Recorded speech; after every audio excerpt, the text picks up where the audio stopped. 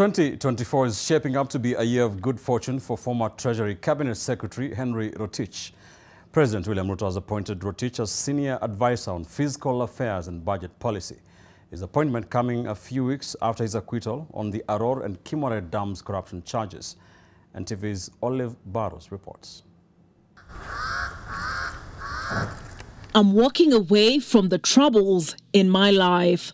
British singer Craig David famously sang in the year 2000. And it appears former Treasury Cabinet Secretary Henry Rotich has found his better day. After walking away from the 63 billion Aror and Kimware suspected dam scam, Rotich is now senior advisor on fiscal affairs and budget policy, Office of the President. While Rotich maintains he should not have been charged with any wrongdoing in the first place. You know, these things that came from the same person we are talking about, the investigation, which happened, Kamata Friday. You know the number of the people that were targeted from that community. His acquittal with 8 other co-accused persons was, however, under the cloud of Senior Principal Magistrate Eunice Nyutu castigating the Office of the Director of Public Prosecutions for sabotaging its own case.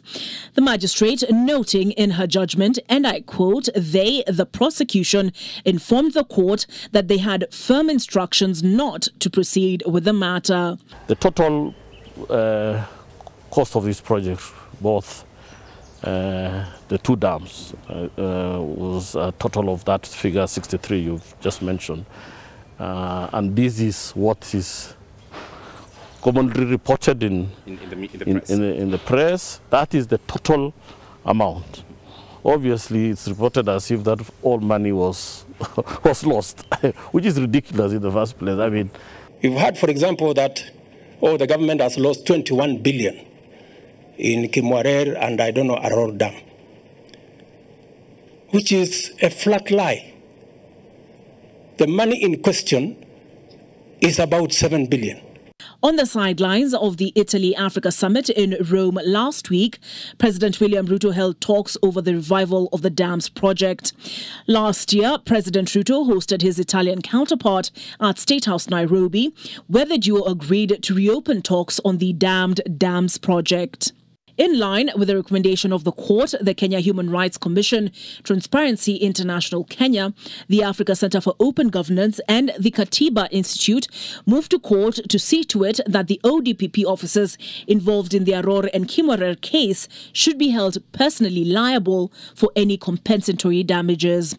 Rotich is not the first high-profile government official who faced corruption charges under the previous regime and was later acquitted under the present, then given a public office. In April of last year, Joe Sang was reappointed Kenya Pipeline Managing Director. That is after being cleared of charges in connection with the construction of a 1.9 billion Kisumu oil jetty.